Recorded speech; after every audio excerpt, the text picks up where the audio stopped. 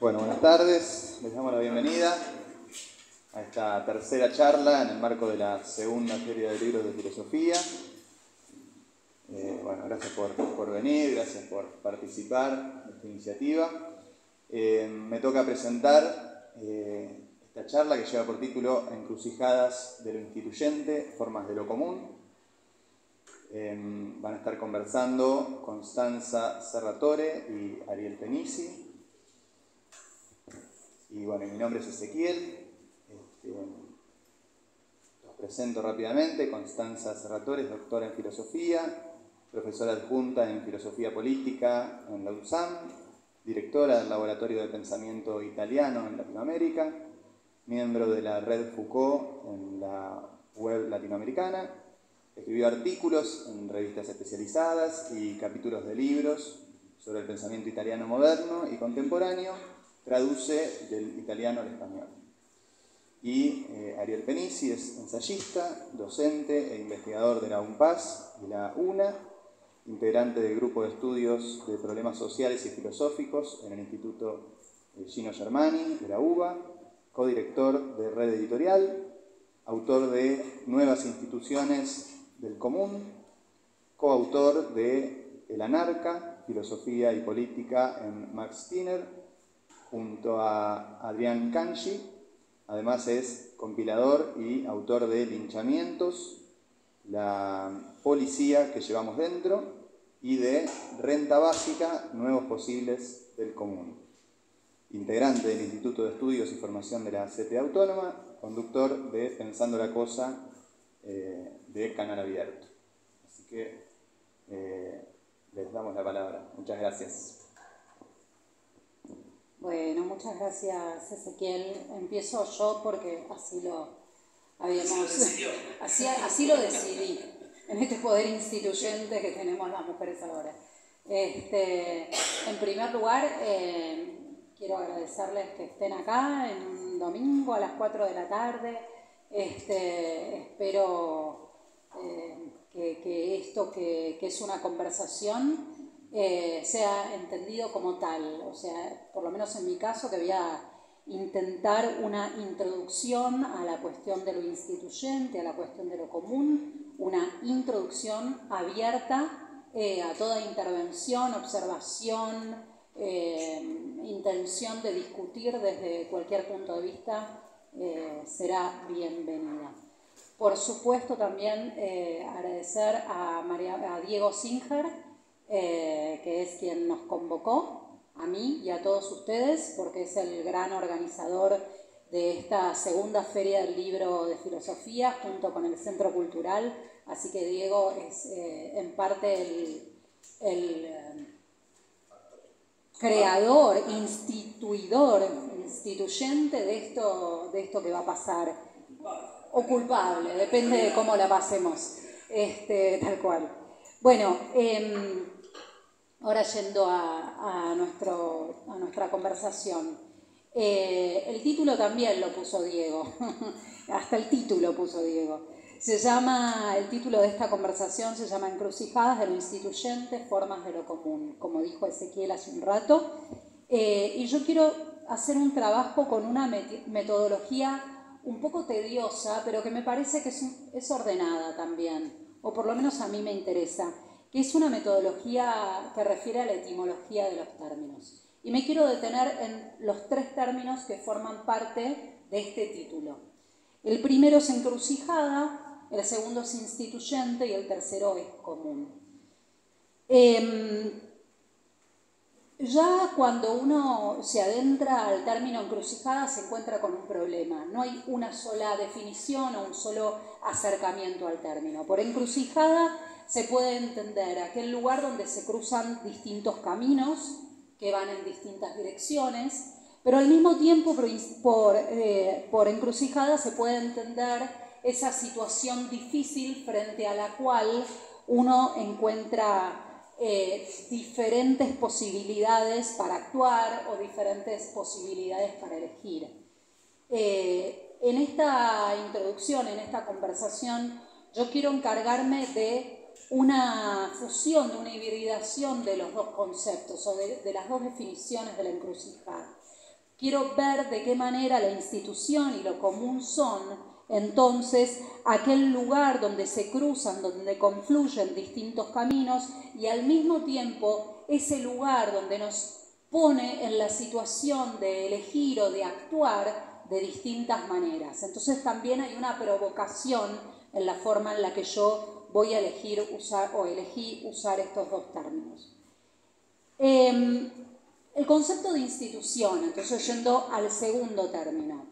El concepto de institución o la categoría de institución ya en sí misma me lleva a dos encrucijadas. La primera encrucijada es la distancia que hay entre el pensamiento o entre la filosofía y lo real, diríamos nosotros. Uno mira alrededor nuestro y se da cuenta que hay una proliferación de instituciones, esto es, estados, sindicatos, empresas públicas, empresas privadas, empresas mixtas, etcétera, etcétera, por un lado, y por el otro lado la incapacidad de la filosofía de hacerse cargo, de poder dar nombre, de poder mencionar esto que aparece como la institución en el ámbito de lo real. Esto, a mi juicio, obedece a un problema propio del pensamiento y de su relación con lo real, que tiene que ver con que, desde mi punto de vista, lo real aparece siempre como lo múltiple, como lo conflictivo, como lo caótico, como lo difícil de asir. Y al mismo tiempo la filosofía trabaja con conceptos que intentan reducir esa multiplicidad, ese caos, a lo uno. ¿Sí? El concepto intenta o ha intentado en la tradición, no siempre, estoy haciendo reducciones, pueden fallar, ustedes deben estar pensando muchísimos ejemplos para decirme que estoy equivocada, y tienen razón, pero el pensamiento especulativo también en una tradición que quizás fue la tradición predominante, es la que busca reducir de alguna manera el todo, lo múltiple de lo real a lo uno del concepto. Entonces ahí tenemos un primer problema que es la intención del pensamiento de dominar lo real. Y ahí aparece un problema frente a la institución. Dentro, por el otro lado, la segunda encrucijada que yo encontré dentro de la cuestión de la institución tiene que ver con que dentro del ámbito filosófico, y ya yendo más a lo conceptual, hay dos posiciones predominantes que han trascendido. Obviamente, nuevamente estoy haciendo una reducción, ¿sí? Hay muchos filósofos que exceden esta síntesis que voy a hacer yo, pero podríamos decir que los pensadores pueden dividirse en dos grandes líneas. La línea de los pensadores que exacerban las instituciones, como podría ser esa línea que va entre Hobbes y Carl Schmitt, ¿sí? Y por el otro lado, esos pensadores anti-institucionalistas que consideran que la institución es ese elemento coercitivo y por lo tanto que no hay otra alternativa más que combatir a la institución, ¿sí? ¿Vamos bien? ¿Fui muy confusa? Esta es como la hipótesis de trabajo. Ahora, el punto de partida más que la hipótesis.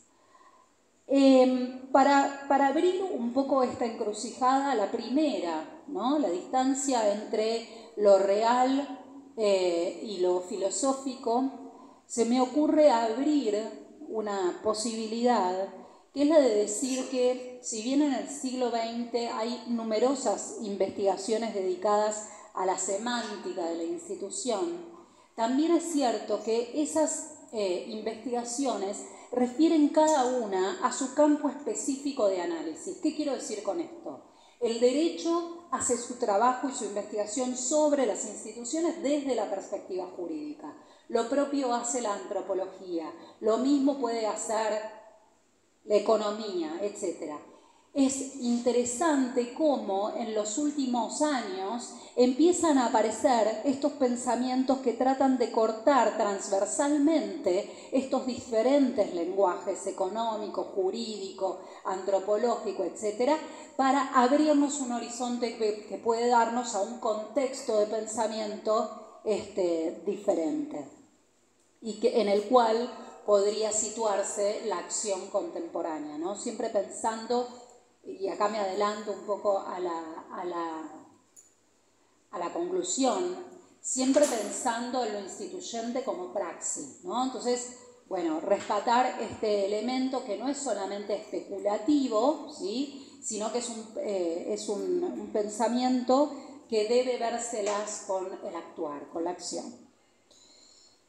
Luego, y ya yéndonos a la discusión ya más propia, la segunda encrucijada que señalamos, que es la propia del ámbito de lo filosófico, podríamos decir que, repito un poco lo que dije antes, por un lado encontramos estos autores conservadores como Gehlen, estoy hablando del siglo XX, ¿no?, como Gehlen o como Schmitt, que ven la institución como esa barrera inmunitaria necesaria para conferirle estabilidad a esas instituciones que de otra manera caducarían, perecerían frente a lo ingobernable del instinto, a lo ingobernable de los impulsos, por un lado. Por otro lado, tenemos otra serie de pensadores que podríamos inscribir dentro del marco que yo llamaría las izquierdas, en plural, donde estoy pensando, por ejemplo, en Sartre o en Camus, que ven las instituciones como ese elemento destinado a bloquear el desarrollo libre de la subjetividad. En efecto, los movimientos que surgen alrededor de esta fecha de 1968 y en adelante se sostienen este principio que yo voy a llamar destituyente, jugando con la cuestión instituyente, este principio destituyente que intenta desactivar el poder de las instituciones. ¿Por qué? Otra vez, porque las instituciones resultan coercitivas justamente para el desarrollo, para la libertad de la subjetividad. Entonces ahí lo que habría que pensar es que hay cierta corriente de autores de izquierda, pero no solo, hay otros autores que no quiero discutir ahora, pero que podríamos pensar, como por ejemplo Foucault, etcétera, etcétera, donde alrededor del concepto de institución lo que ponen en juego es esa relación entre libertad e institución, ¿no? Entonces, ahí es donde se plantearía la cuestión. En todo caso, lo que piden estos autores, sin entrar en detalles, estos autores exigen de manera inmediata, ¿sí?, la eliminación de la mediación, ¿sí? Lo que buscan es la eliminación de la institución como la eliminación de la mediación entre el cara a cara. ¿Qué es lo que se busca? Y acá quiero entrar en una cuestión fundamental. Lo que se busca es resolver las cuestiones políticas en lo que un autor que yo quiero mucho, que es Benveniste, en su teoría de los pronombres llama la política de la segunda persona, ¿sí? Benveniste trabaja con los pronombres, hace pie especialmente en los pronombres en singular. ¿A qué me refiero? Yo, tú, él, ella. En un diálogo siempre están incluidos los primeros dos pronombres. Está el yo que habla, el tú que escucha, y son figuras reversibles, son pronombres que resultan reversibles. Lo único que no está incorporado en el diálogo es la tercera persona. De la tercera persona es de la que se habla, ¿no? Fíjense el se, ¿no? De la que se habla, pero no la que está incluida en el diálogo, ¿sí? Por lo tanto, estos autores que proponen la recuperación, ¿sí?, de la inmediatez del cara a cara, en realidad lo que están buscando recuperar, ¿sí?, es esta idea de del pronombre de la segunda persona. Esto es un cara a cara en diálogo y sin mediaciones. Jean-Luc Nancy, que para mí es uno de los fundadores de este paradigma destituyente, en un texto maravilloso que se llama La comunidad desobrada, sostiene lo siguiente y lo cito brevemente. Esta suspensión caracteriza el ser con, una relación sin relación, una exposición simultánea a la relación y la ausencia de relación. Por lo tanto, termina la cita, por lo tanto lo que vemos acá es que el riesgo de una política del cara a cara es justamente esa posibilidad de abismarse hacia la eliminación de la relación. Entonces, en función de la recuperación de la relación, lo que puede perderse es la relación misma. Ahora, para problematizar, ya estoy medio, ¿no? Rápidamente, porque viene lo más jugoso, pero lo voy a decir muy rápido. Para problematizar la categoría de la institución, yo entonces elegí trabajar con 3 conceptos que me resultan fundamentales. El concepto de persona, el concepto de conflicto y el concepto de común, ¿sí? Cuando yo quiero trabajar estos 3 conceptos en relación con la institución, lo primero que tengo que hacer es redefinir el concepto de institución. Para redefinir este concepto me apoyo en 2 autores fundamentales. El primero es Claude Lefort, especialmente en el texto que le dedica a Machiavelli. En ese texto, Lefort lo que dice con toda claridad es que la institución no debe ser entendida como ese sustantivo, no debe ser entendida como el sustantivo institución, sino que tiene que pasar a leerse o a entenderse desde el concepto que nos trae el verbo mismo, instituir. Instituir se aleja entonces de ese concepto ya acabado, terminado, que es la institución, para adentrarnos en un nuevo movimiento, en una praxis en la cual cada vez que hablamos de instituir, estamos hablando de crear, estamos hablando de generar. Es un movimiento en el cual, y acá ya me desplazo al segundo autor que redefine, o con el cual yo redefino el concepto de institución, que es Ricoeur, especialmente en un texto que se llama El problema del fundamento de la moral, de 1975. Ricoeur también toma distancia de la filosofía que trabaja con la primera persona, con el yo, o con esta filosofía de la segunda persona, como acabamos de decir recién, para trabajar la institución como lo que nos permite articular de una manera mucho más compleja la relación entre el yo y el tú, ¿no? Y lo leo un poquito a Ricoeur, porque me parece que lo que trae, lo que podemos cortar de esta cita es sumamente interesante. Dice Ricoeur: toda nueva energía está siempre implicada en el erga ya adquirido. ¿Qué quiere decir esto? Esto significa que todos nuestros actos pasan necesariamente por una acción colectiva que los precede.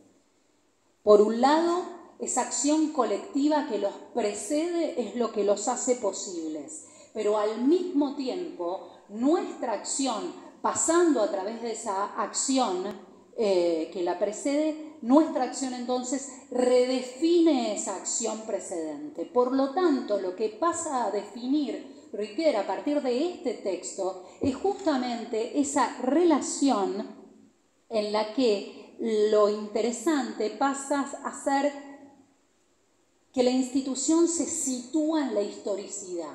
Esto es, la institución es esa acción del presente con un horizonte puesto en el pasado, pero destinado hacia un futuro, ¿sí? De este modo, instituir significa, de alguna manera, situarse en ese surco abierto por los otros que transforma la realidad al mismo tiempo que se transforma a sí mismo. Todo instituir es un transformar, y con la transformación me transformo. ¿Se dan cuenta? Hay una cotransformación entre el sujeto y el instituir. Por lo tanto, fíjense cómo poco a poco nos vamos alejando de esa semántica de la institución entendida como el sustantivo que pretende que la institución sea o bien ese cafejón, esto es, esa institución que aleja el mal que traen los hombres consigo mismos, o bien la cárcel, ¿sí?, de los impulsos ingobernables. Ni una cosa ni la otra. El instituir es esa posibilidad de transformar transformándome, ¿sí? No es posible una transformación, un instituir ahí donde yo mismo no me instituyo al mismo tiempo. El segundo término, para ir más rapidito, es el de lo impersonal, ¿sí? Un poco trabajamos en esta idea. Cuando dijimos que nos vamos a alejar de la filosofía de la primera persona y de la filosofía de la segunda persona, es porque queremos entrar en una filosofía de la tercera persona o de la impersonalidad. ¿Qué es la impersonalidad? La impersonalidad es un proceso, entiendo yo, instituyente que rompe el absolutismo del diálogo, esto es del yo y el tú, para adentrarnos justamente en la idea de una plurivocidad propia de la experiencia colectiva. ¿Qué quiero decir con esto? Toda experiencia colectiva, toda praxis instituyente debe apostar, yo apuesto a que apueste justamente a la noción, al concepto de plurivocidad. ¿Se entiende lo que quiero decir? ¿Se entiende qué es plurivocidad? Esto es, no habla él, no hablo yo, hablamos todos, pero ¿cómo? Como un yo y como un tú, no como un sé, como un él, como una tercera persona. ¿Por qué? Porque, y acá lo traigo a Ariu, otro autor que me gusta mucho, en otro artículo, este es más viejo, de 1925, que se llama La teoría de las instituciones y de la fundamentación, y dice Ariu: una idea de una obra, de una empresa que se realiza y perdura jurídicamente en un medio social. Eso es la institución. Una idea de una obra o de una empresa que se realiza y perdura jurídicamente en un medio social. Esto es, las instituciones son tales cuando los miembros de las instituciones interiorizan esta idea. ¿En qué estoy pensando? En el Estado, sí, pero también en los sindicatos, pero también en las escuelas, en las universidades, en esta conversación que estamos teniendo. Las instituciones son tales toda vez que se interioriza, ¿sí?, esa idea. Una idea que no es de nadie, ¿sí? Y acá es donde aparece la impersonalidad. La idea no es de nadie. Y Ariu juega con una metáfora que me parece alucinante, que es la metáfora del trovador, ¿sí? Trovador en el doble sentido, incluso jugando, o por lo menos yo lo leo así, con el término italiano trovare, es el que va a encontrar. La idea es lo que se encuentra. Instituir es encontrar algo que no es de nadie y que al mismo tiempo me instituye cuando instituyo, ¿sí?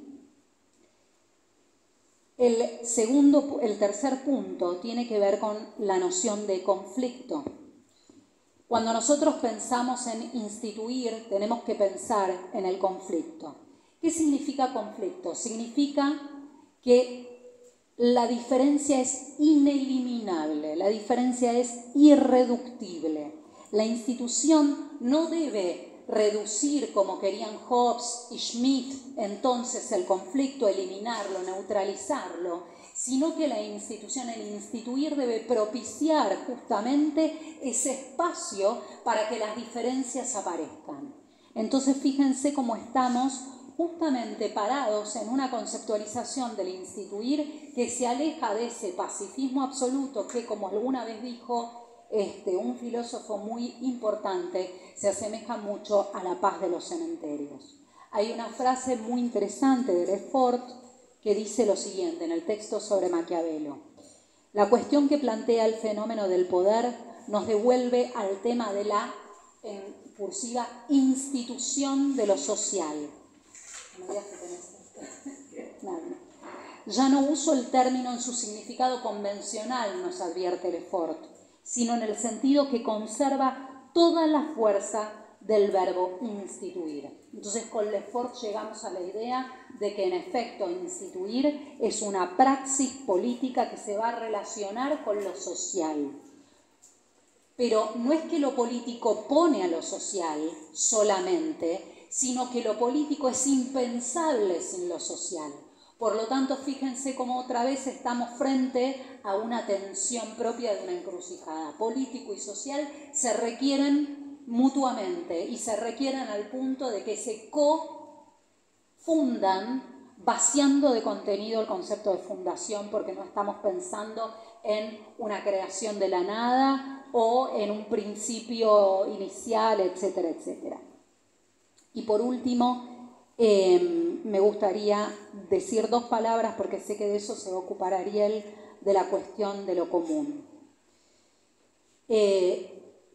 la comunidad, esto que tal vez estamos siendo ahora en este momento, la comunidad no es un ser en común. No es que nosotros somos argentinos, somos filósofos, no tiene que ver con la definición de una identidad.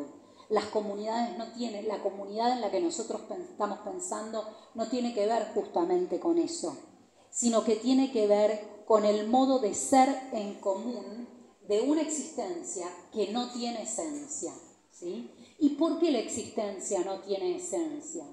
Porque lo propio de la comunidad es esa voluntad, citando nuevamente a Nancy, de desobrarme. ¿Qué significa desobrarme? Significa constituir una comunidad donde lo que circula no es un recibir, lo que circula no es un apropiarme, sino que lo que circula es una dación obligatoria, es una alteración. Alteración en el sentido técnico, alteración en el sentido de un alter, de ponerme en el lugar de un otro, de romper las barreras protectoras de las identidades individuales, asomarnos a una existencia que está fuera de nosotros mismos.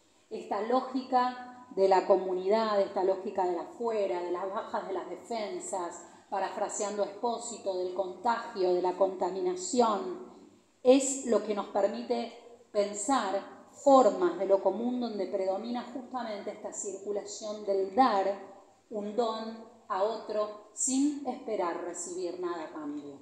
Eso es para mí lo común, lo impersonal, el conflicto irrenunciable. Son todas formas diferentes de enunciar esta institución, este instituir en el que se pone en juego justamente la creación.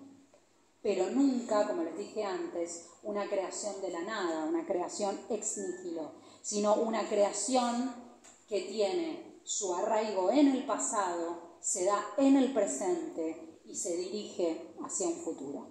Muchas gracias.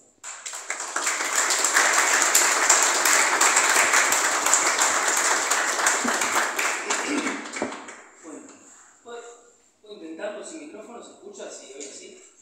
Puede ser como el trovador que decía, solo que el trovador tiene un problema, ¿no? Porque como bien dijo Constanza, trovare en italiano significa encontrar, pero el trovador va cantando y lo hace tan mal que en realidad a la gente se le escapa.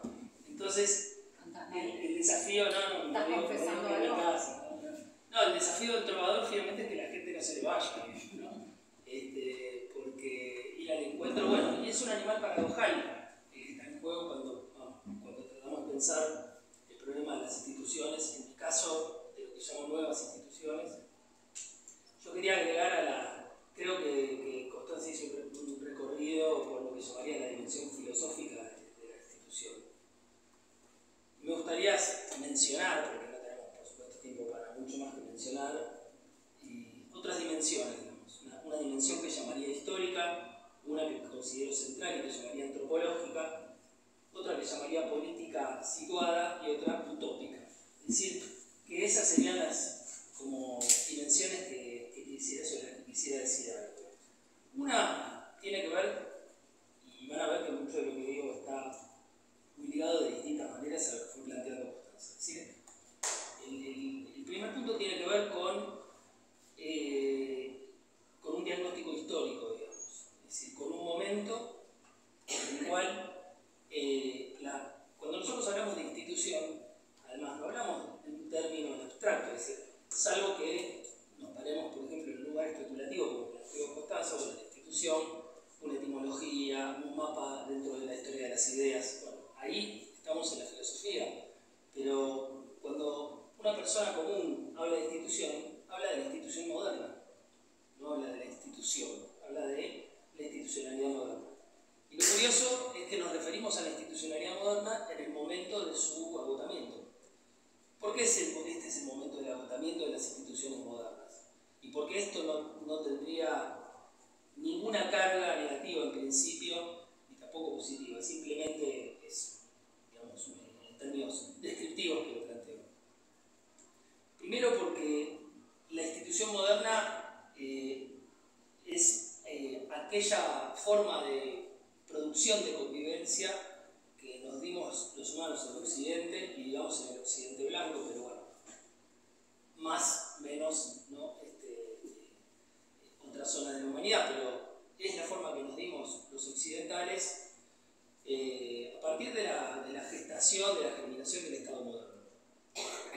justamente este que es un momento en el que el Estado moderno pierde la capacidad de producir sentido, es decir, pierde la capacidad de producir un tipo de sujeto que sea a su vez capaz de reproducirlo como Estado. Esto que mencionaba antes Constanza de la interiorización, ¿no?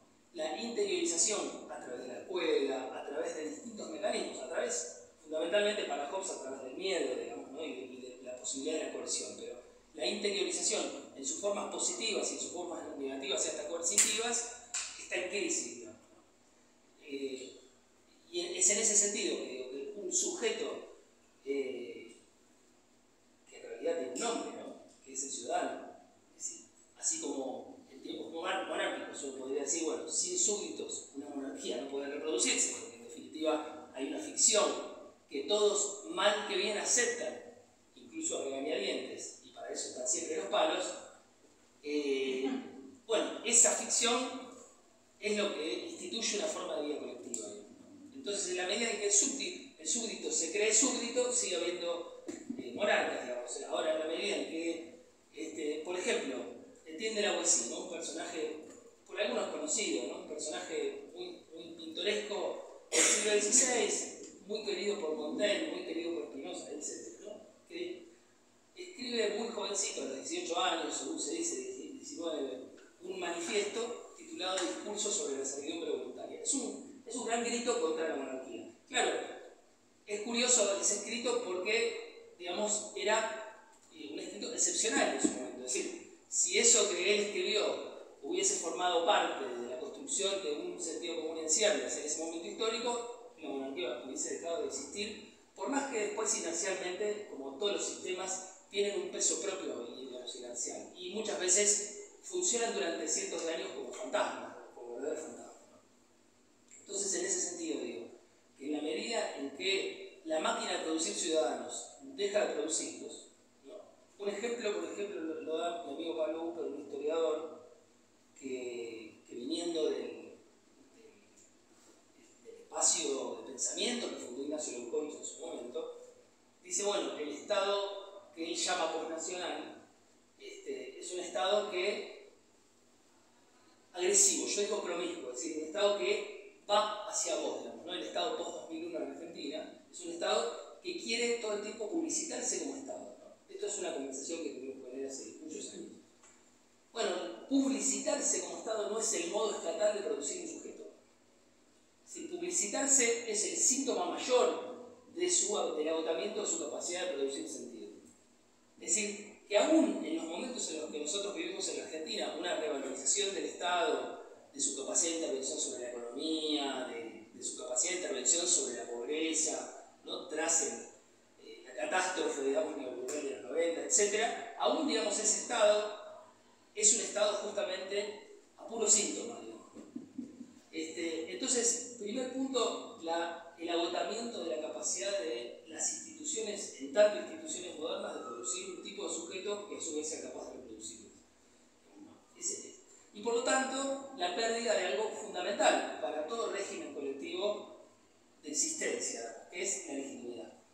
Es decir, lo que entra en crisis es fundamentalmente un tipo de legitimidad. Esa legitimidad, digamos, que tiene una historia y tiene un mito fundante que fue mencionado aquí, digamos, que es el mito del Leviatán, digamos, ¿no? Y que está fundado en una antropología negativa, ¿no? La idea de que, como somos bichos, y ahí entramos en el nivel antropológico, ¿no?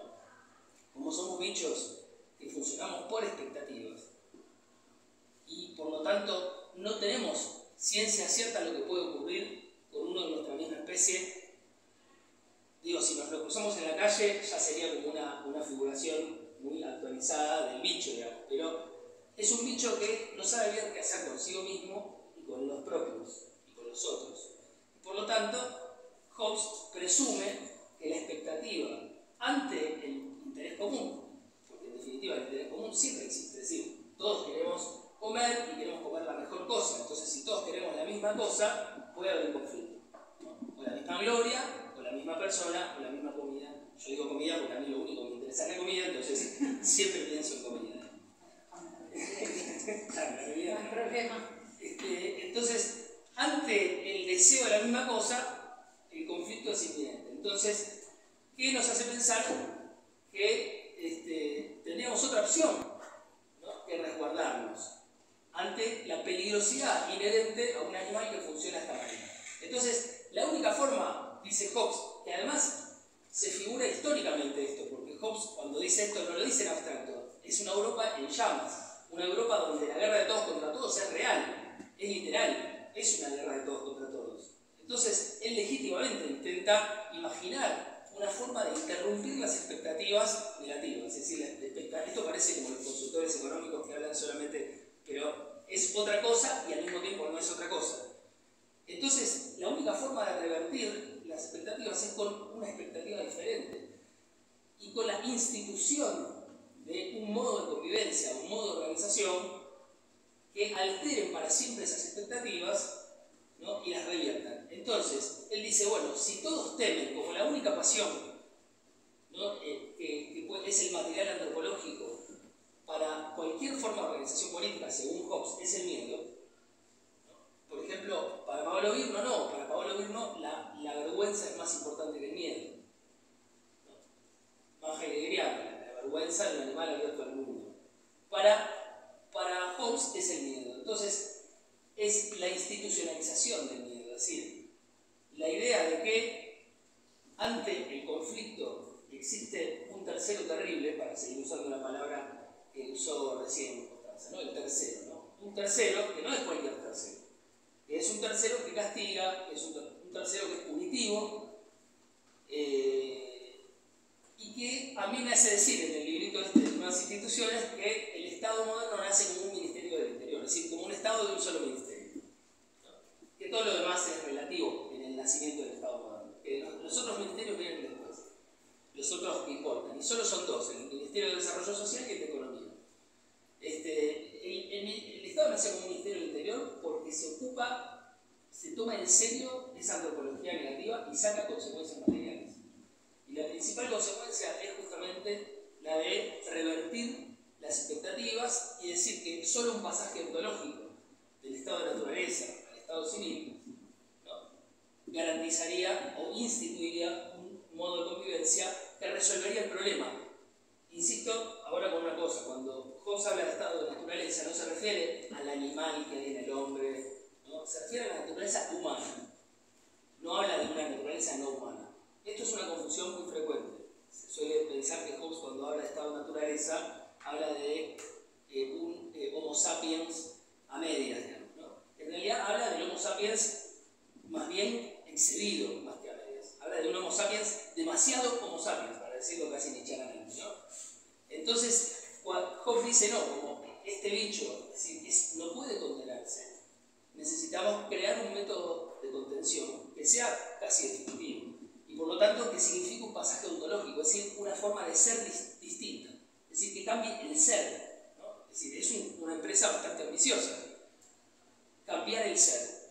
Entonces, bueno, esa forma de cambiar el ser no es otra que establecer una nueva expectativa. Como yo tengo la expectativa de que aquel que me cruzo enfrente también va a tener el mismo miedo que yo tengo al castigo, entonces, bueno, hay algo ahí que se disolvería, digamos, ¿no?, como problema. Pero claro, como decía Constanza antes, la mayor paradoja, digamos, antropológica de este bicho es que cada vez que pretende resolver un problema en términos definitivos, no hace otra cosa que engendrar aquel problema en un nuevo nivel más sofisticado y más complejo. Un ejemplo histórico, la policía. ¿Hay alguna institución más peligrosa que la policía? Es decir, aquella que es capaz de cometer lo que Nora Cortina llama el crimen de crímenes. Es decir, llegar al punto en el que quien debe controlar, resguardar el orden, cuidar, bueno, según las palabras que se usen, es el que comete el crimen. ¿Qué se hace frente a eso? Bueno, nivel antropológico, voy a decir algunas cosas más, pero ahí hay un cruce entre ese nivel antropológico y un nivel histórico situado, digamos, en nuestra propia tradición argentina. Es decir, yo digo que las nuevas instituciones en Argentina, que no son solamente una utopía, pero deben mantenerse como una utopía, pero tienen prefiguraciones posibles. La más importante de todas es la persona madre de Plaza de Mayo. Pero si uno se pone a pensar después en investigar, ¿no? Por ejemplo, la CORDEP y la Comisión Provincial por la Memoria, es decir, instituciones intermedias, ¿no? Incluso dentro del esquema jurídico establecido, las defensorías, es decir, todos los regímenes de contralor. Si uno se pone a pensar, ¿qué problema intenta resolver, mejor o peor, digamos, ¿no? Bueno, controlar a los que los controlan, es decir, dar esa vuelta, es decir, atender ya de entrada ese nuevo nivel, ese nivel superior de problema al que nos llevaría el intento de resolver el problema definitivamente, lo cual sería sacárnoslo de encima, no resolverlo. Porque en realidad, bueno, la noticia es que no hay resolución del problema, la noticia es que solo existen modos de convivir con ese grado de indeterminación tan grande que tiene esta especie que impide pensar, bueno, en una finalidad que dura ad eternum, un modo de organización que dura ad eternum. Porque otra variable y otro vector que mencionó Constanza, que es la duración, ¿no? Es decir, asumimos como legado, bueno, vamos a la escuela, cosas que ni siquiera contribuimos a crear. Bueno, eso es claramente una institución, ¿no? La impersonalidad, que es un poco impersonal y un poco histórica, más presente de lo que nos precedieron también, digamos, ¿no? Entonces, eso lo asumimos, y las instituciones, por supuesto, que tienen, incluso en términos jurídicos, el objetivo de poder sostener una forma colectiva de organización más allá de las intenciones y los anhelos de una persona individual, digamos, ¿no? Es decir, y de la duración de una generación, digamos, ¿no? Ahora, bueno, el problema es fundamentalmente que el intento de resolver esa incontinencia de esta especie, es decir, el intento de resolver el problema, imita a la contingencia ilimitada de la especie. Es decir, se vuelve a su vez también, ¿no?, un nuevo problema, y al mismo tiempo tiene que lidiar con otra característica antropológica de la especie, que es la tendencia a discontinuar las formas de vida. Es decir, la tendencia a interrumpir y a discontinuar. Es decir, la tendencia a la no eternidad de las formas materiales de organización de vida colectiva. Entonces, digamos, yo lo que quiero señalar es que la institución, el problema de la institucionalidad nos pone de cara directamente a la paradoja antropológica, ¿no? La cuestión de la mediación es insuperable, es decir, no hay posibilidad de la vida colectiva sin mediaciones. Es decir, sin mediaciones, porque las mediaciones siempre van a estar, solo que la fantasía de la relación entre tú y yo, que mencionaba, lo único que hace es confinar la mediación a un punto ciego, digamos. La mediación siempre va a estar, ¿no? Pero la fantasía de eliminar la mediación es un problema. El problema es qué tipo de mediaciones. Es decir, el problema es qué tipo de mediaciones. El problema es qué tercero. El problema es qué tipo de duración. Es decir, ahí estamos como dándoles un carácter problemático a estos vectores que son fundamentales cuando nos referimos a la institución de determinadas prácticas. La duración, qué tipo de duración. Y después el tipo de sujeto, es decir, qué tipo de subjetivación. Bueno, las instituciones modernas producen un tipo de sujeto identitario, diría, ¿no? Es decir, el ciudadano que tiene que ver con el deber, tiene que ver con la norma, tiene que ver con el deber, etc. Hay una frase de Merleau-Ponty en un seminario que da en el Colegio de Francia en la década del 50, 54, 55, sobre las instituciones, justamente, sobre el problema institucional.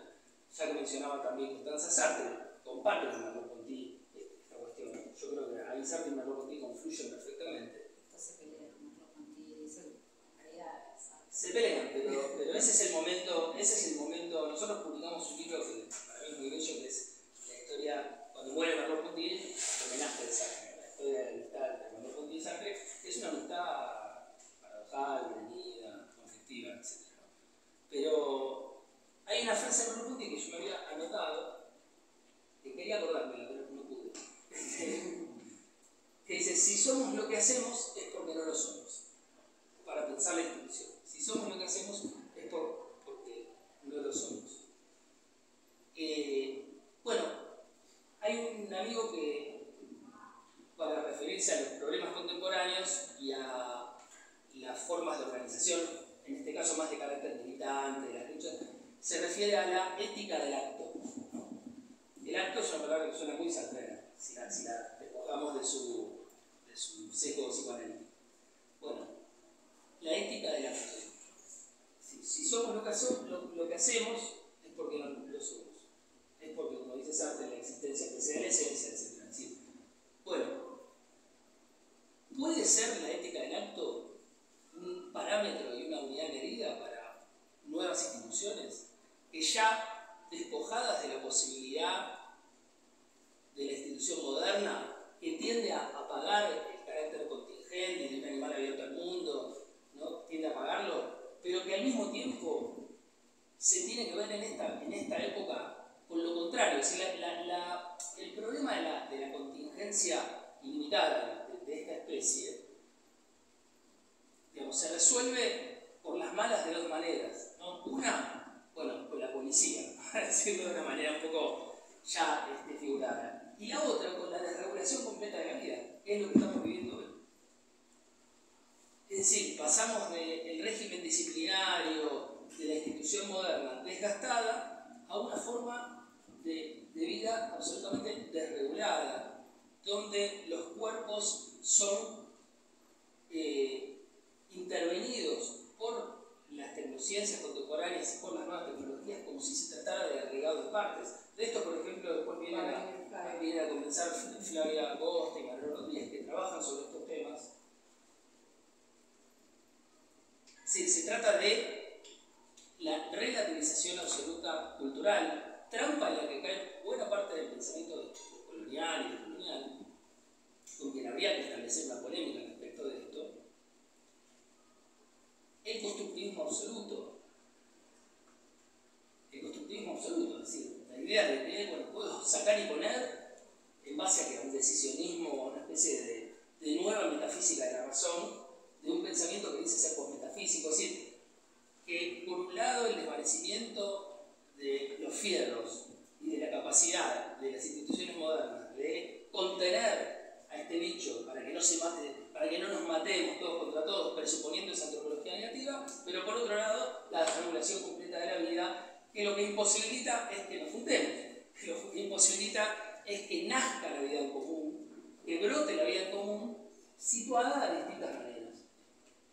Entonces ahí, es decir, entre esos dos modos, digamos, uno desbordado y el otro ultra contenido, es donde aparece el problema de lo que aquí podemos llamar nuevas instituciones. Y no se trata de las instituciones existentes, pero renovadas, o más flexibles, o más esto o aquello. Se trata básicamente de volver al problema, ¿no? Entonces, cuando lo curioso de hablar de nueva institución es que nos lleva a pensar todo de nuevo. Es decir, no es que damos por hecho, sino que volvemos al siglo XVII, digamos, ¿no? Entonces estamos de vuelta teniendo que pensar lo mismo que se pensó en el siglo XVII, por supuesto, con la radical extrañeza de que el siglo XVII ya pasó. Es decir, con la radical extrañeza de que hay una historia y hay una memoria que está también en nuestros cuerpos de alguna manera. Entonces, bueno, ahí vi que alguien levantó la mano. Yo iba a decir, hay otro nivel que es el nivel de la apuesta, pero me parece mejor que justo cuando está por llegar eso, hable alguien más. Hable alguien más que eso. Me parece que también está muy relacionado con la perspectiva que crea esta mirada del anarquismo como una constitución gubernamental y dictatorial, como que tiene una historia bastante europea. A mí me genera cierto conflicto pensando desde el territorio latinoamericano, hasta qué punto la memoria es lo mismo que la historia en esta sociedad. ¿Cómo? La última parte, es lo mismo que la historia. Que por ahí no sé qué tanto tiene que ver con la memoria, perspectiva argentina y Latinoamérica, porque por más que sea historia, también es una historia impuesta. Que quizás tuvo una expresión acá, hubo movimientos anarquistas de izquierda, pero hubo otros movimientos también y otras formas de transitar en el territorio que por ahí siento que es como un sesgo también de la propia perspectiva europea. Por supuesto, nosotros somos europeos. Nosotros somos trágicamente europeos. Fuimos colonizados y los parámetros con los que nos movemos, todo el progresismo y la izquierda es absolutamente europea. Salvo las comunidades hermanas indígenas, algunas de ellas, y algunas otras experiencias, que o bien viven una vida premoderna, o bien, digamos, se las ingeniaron para lidiar con toda esta porquería, digamos, el resto se rige bajo estos parámetros. Basta ver la nueva campaña del gobernador de la provincia de Buenos Aires, ¿no? Que es un nuevo derecho, la protección, ¿no? Es Hobbes casi trasladado al conurbano bonaerense y a la provincia de Buenos Aires todo, ¿no? Bueno, de hecho entramos a Capital y hay un cartel de...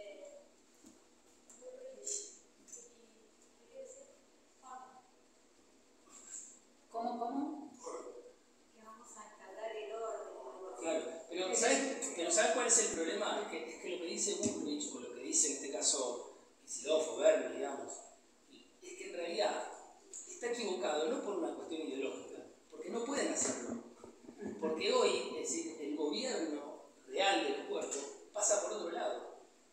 Pasa por las nuevas tecnologías, por la racionalidad algorítmica, por la propensión de las personas a ocuparse de sí mismas y autogestionar permanentemente su vida para rendir más. Es decir, pasa por otro lado. Entonces, en realidad eso es demagogia pura, digamos, ¿no? Es decir, claro, bueno, es un poco más de plata y de recursos para la policía, lo que siempre está mal, digamos, pero digo que por ahí no pasa la cosa, es una discusión vieja esa, ¿no? En todo caso, sí es interesante pensar, por ejemplo, yo estoy ahora así, trabajando con Miguel Ibn Azayag y Raúl Sivechi en un libro donde intempestivamente retomamos una categoría de Cuyo, ¿no? Pensador argentino que se interesó mucho por comunidades en el norte argentino, etc.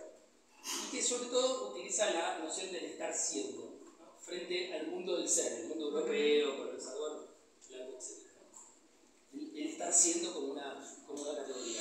Bueno, ahí hay elementos, porque las nuevas instituciones, porque yo asumo la condición trágica de ser un poco modernos y de ser occidentales. Yo creo que renegar de eso sería una estafa para nosotros mismos, digamos, ¿no? Es decir, hay algo que hay que aceptar, digamos, salvo que me interese, digamos, irme a vivir en otro mundo, ¿no? Hay otros mundos, y es posible, digamos, en la medida que yo vivo en este mundo, digamos, tengo una mirada crítica, la distancia que puedo construirme, pero al mismo tiempo también encuentro valores en este mundo, ¿no? También encuentro una historia. Y con el concepto de mestizo para Bush, ahí hay una constitución y justamente su esencia es justamente esa dualidad. Entonces no termina ni ser del todo occidental y tampoco ser del todo latinoamericano. Completamente. A mí me interesa mucho el mestizaje. Por supuesto que no Bush políticamente, que era un peronista ortodoxo, bastante facho, digamos, ¿no? Pero sí con su pensamiento. Seguramente vieron que hay escuelas Bush y todas. Es un pensador importante, entonces bueno, me van a insultar, pero bueno, para eso estamos. Por suerte no está bien Bush, que era muy grandote y con él sí que no me la quisiera agarrar. Pero digo, ahí por supuesto que hay un interés, digamos, ¿no? En nuestra historia. También hay que ver que si uno se pone a revisar un poco la historia de independencia, nuestra independencia también es una independencia muy occidental. Es la independencia criolla, ¿no? Y si uno revisa un tema que yo trabajé en otro momento, por eso lo traigo a colación, las cartas de Jamaica de Bolívar con Julian, se pronunciaba, ahora quiero decir Cuyen, pero bueno, lo que él le dice en su discurso para pedirle financiamiento para reconquistar Nueva Granada o la Gran Colombia, como se solía llamar, donde hoy está Venezuela, Colombia, Ecuador. Cuando le pide eso, le dice básicamente, pero bueno, nosotros somos los criollos, que somos los descendientes de españoles, nacidos en territorio americano, somos los que vamos a manejar el gobierno, somos los que tenemos la capacidad. Es decir, que el sujeto revolucionario de nuestra revolución es un sujeto muy moderno, muy occidental, blanco, que no tiene en cuenta el mundo indígena, que lo tiene en cuenta solo en uno de los antagonismos, que es frente al invasor extranjero, acá hay americanos. Pero una vez que recuperemos el territorio, hay indígenas y hay criollos. Sí, ¿no? Y después terminan ahí dividiendo ejército y armamento. Pero la carta tiene que ver con eso, con ese pedido de financiamiento ejército de armamento, pero y hay un pragmatismo también. Y esto lo estamos diciendo no en un sentido crítico, sino descriptivo de lo que pueden hacer los sujetos de la historia con lo que se encuentran, ¿no? Pero quiero decir, a mí me parece que está buena la discusión de mestizaje, pero yo creo que hay una discusión aquí. Cuando hablamos de instituciones, sobre todo porque bueno, hoy estamos hablando del problema de las instituciones. En mi caso estoy hablando del problema del agotamiento de la institución moderna y de la emergencia de otras formas de legitimidad que harían posible otro tipo de institucionalidad. Por ejemplo, insisto, la Madre Plaza de Mayo, nadie discute la legitimidad de la Madre Plaza de Mayo. Y la legitimidad de las madres, más allá, es decir, la discusión es ideológica, pero eso no es importante, la ideología no es un problema. El punto es que si el Estado deja de ser un dato de la realidad para la percepción de las personas, ya no es un problema ideológico, es un problema de constitución, ¿no? Es un problema constitutivo de lo social. Entonces, por supuesto que hay fachos porque la Madre Plaza de Mayo nacieron en conflicto, y justamente las nuevas instituciones no se sacan de encima del conflicto, son justamente, de alguna manera, lo incorporan y lo que interiorizan no es el buen salvaje y nada de eso, sino que es el problema, que es el conflicto. Entonces, lo que yo digo, las madres son una institución cuya legitimidad no está basada en el miedo, no, está basada en otras prerrogativas, en prácticas concretas, claro, en instituciones, es decir, en prácticas instituciones. Cuando la Correpi tiene que... Bueno, la Correpi tiene una legitimidad. Claro, Patricia Bullrich, el ministro de Seguridad, va a decir que son mentirosos, etc. Esa es la fragilidad también de las nuevas instituciones, porque ya no hay ninguna institución que no pueda ser frágil. La diferencia entre las instituciones que inercialmente continúan en el tiempo y las nuevas es que las nuevas asumen la fragilidad como parte de su potencia, de su inventiva y del cuidado que tienen que tener. En cambio, si el Estado moderno hoy, que es una especie de cáscara, ¿no?, que se tiene que defender de cosas cucarachas insignificantes como los libertarios. Es decir, cuando alguien se tiene que enfrentar con algo como eso, es porque uno está muy abajo. Es decir, los enemigos de uno hablan de uno también. Entonces eso quiere decir que el Estado está en problemas. Si el problema es el Grupo Clarín, es porque el Estado no es nada. Porque el Grupo Clarín, digamos, hay que expropiarlo, prenderle fuego la imprenta y hacer otro diario y te aguantás el costo político por 5 años y listo. Pero no se puede hacer porque evidentemente el Estado ya no es el Estado. Ya no es el Estado. Entonces, digo, el problema para mí, por eso digo que es constitutivo y es histórico, ya no es ideológico. Yo quiero agregar dos cuestiones más teóricas, manejando más en el plano especulativo. Vos levantaste la mano justamente cuando yo estaba diciendo algo semejante, así que me imagino que era como que venía por el mismo lado. Yo estoy de acuerdo con Ariel y le agrego una vuelta más a lo siguiente.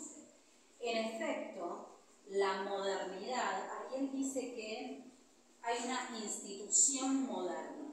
Yo creo que la modernidad se define justamente por ese tipo de institución, que es una institución, como dijo muy bien Ariel, relacionada directamente con el modelo hobbesiano, que es el modelo del orden, a través de la inoculación del miedo.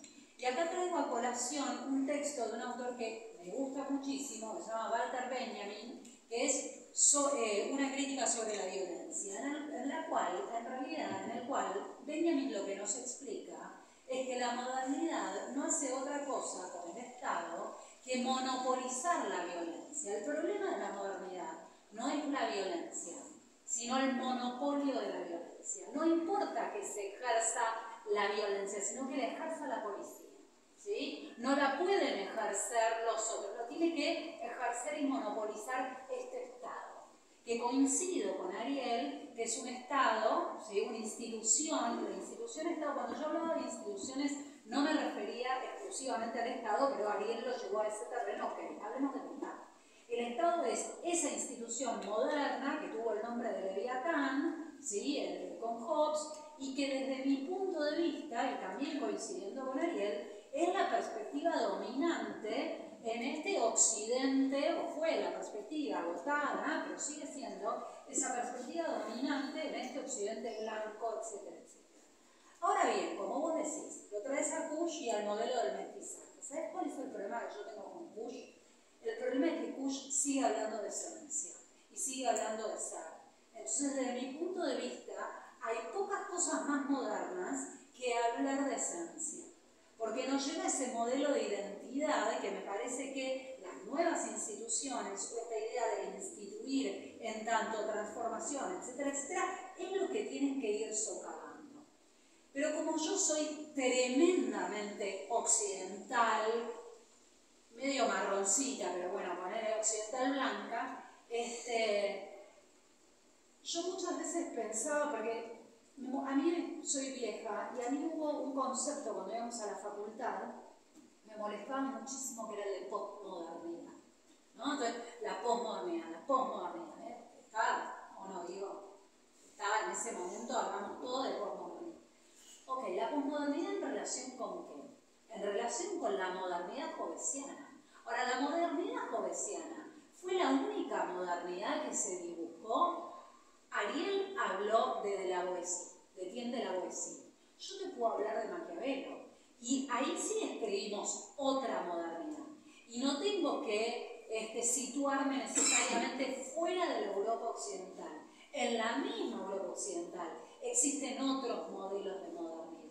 Y para mí esto es fundamental, es uno de los grandes problemas de los que yo trato de ocuparme, de acá, de hinchar un poquito con Maquiavelo.